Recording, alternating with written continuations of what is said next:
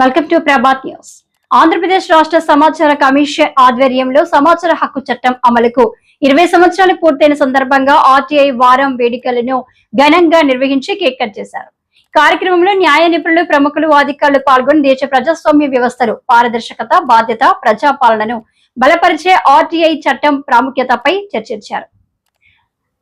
ఎఫ్ఆర్టీఐ రాష్ట్ర అధ్యక్షులు పత్తిపాటి చంద్రమోహన్ ఆధ్వర్యంలో ఈ కార్యక్రమాన్ని నిర్వహించారు. ఈ కార్యక్రమానికి ముఖ్య అతిథిగా విచ్చేసిన ఆంధ్రప్రదేశ్ హైకోర్టు మాజీ న్యాయమూర్తి తేనెప్రూరు రజని మాట్లాడుతూ ఆర్టీఐ చట్టం రూపొందించడానికి దారితీసిన కారణాలు వివరించారు. ఆ చట్టం ఆధారమైన సూత్రాలపై స్పష్టతనిచ్చే శక్తివంతమైన ప్రసంగం చేశారు. ఆర్టీఐ చట్టం రూపకల్పనకు ప్రధాన ప్రేరణగా నిలిచిన సామాజిక కార్యకర్త అరుణ రాయ్ పాత్రను ఆమె ప్రశంసించారు. రజని తన ప్రసంగంలో సమాచార హక్కు వంటి చట్టాలు ప్రజలకు ప్రభుత్వంపై జవాబుదారీతనం కల్పిస్తాయని, ఇది ప్రజాస్వామ్యాన్ని మరింత బలపరుస్తుందని తెలిపారు.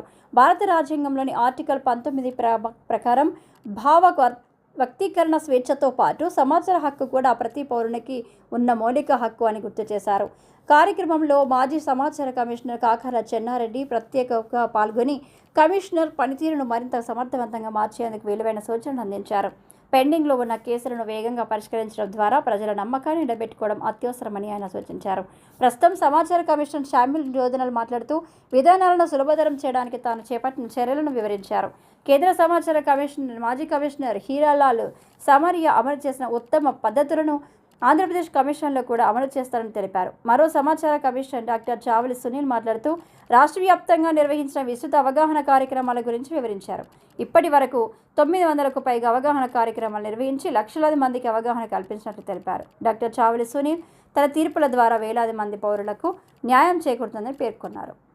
ఆర్టీఐ వారం వేడుకలు గత 20 సంవత్సరాల ఆర్టీఐ ప్రయాణాన్ని స్మరించుకోవడానికి మాత్రమే కాకుండా భవిష్యత్తులో పారదర్శకత, సులభతరత, ప్రజా సాధికారత పట్ల కమిషన్ యొక్క అంకిత భావాన్ని మరొకసారి ప్రతిబింబించాయి.